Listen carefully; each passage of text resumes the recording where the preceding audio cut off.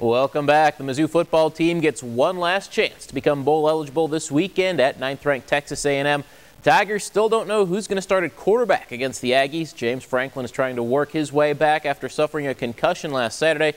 If he can't go, Corbin Burke-Stresser will get the nod. It's been a frustrating year for the Tiger offense, but the one constant bright spot has been Kendall Lawrence. The senior tailback ranks 4th in the SEC in rushing, just over 930 yards on the ground. Lawrence recently moved into 10th place on Mizzou's all-time rushing list.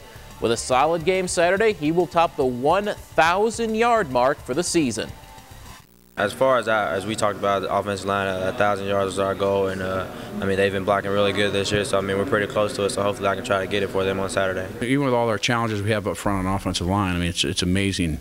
You know, we almost got a 1,000 yards rusher, and but he's got a great attitude. He's worked hard. He's very talented. You know, he's a tough runner. Mizzou and Texas A&M will kick off under the lights in College Station, a 6 o'clock start on Saturday night. The news not so good for a former Missouri Tiger. The Jacksonville Jaguars put Blaine Gabbert on injured reserve today. His 2012 season is over. Gabbert suffered an injury to his right forearm in Jacksonville's loss at Houston on Sunday. He also has a torn labrum in his left shoulder that will require surgery.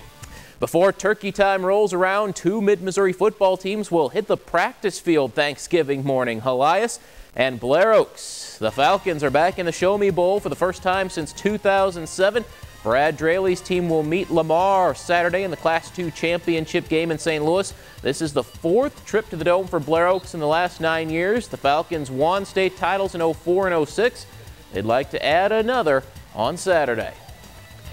It feels great. I mean, there were so many teams out there in our class. We're the only 2 left, and we're ready to go give it our best at the Dome Saturday. Wasn't able to go there the first 3 years, but gradually we've gotten better, and now we're actually able to go.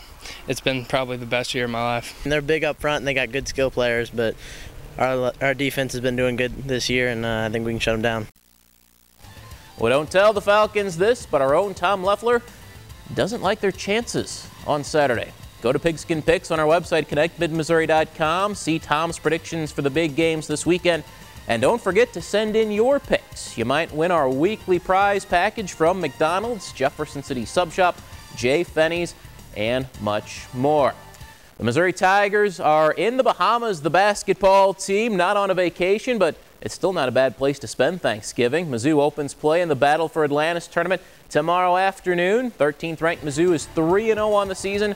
Those 3 victories, though, didn't exactly come against basketball powerhouses. That will change a little bit this weekend in a tournament that includes 4 ranked teams. Mizzou opens with Stanford. The Cardinal are coming off an NIT championship last spring.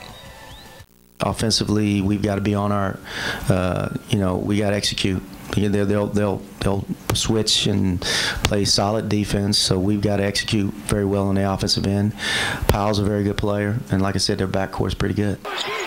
Mizzou and Stanford tip at noon tomorrow. If the Tigers win, they're likely looking at number 2 Louisville in the tournament semifinals. Wouldn't that be fun? Mizzou volleyball in the home court tonight, swept by Kentucky. That could damage the Tigers' NCAA tournament hopes. They will wrap up the regular season at the Hearn Center Friday night against Alabama.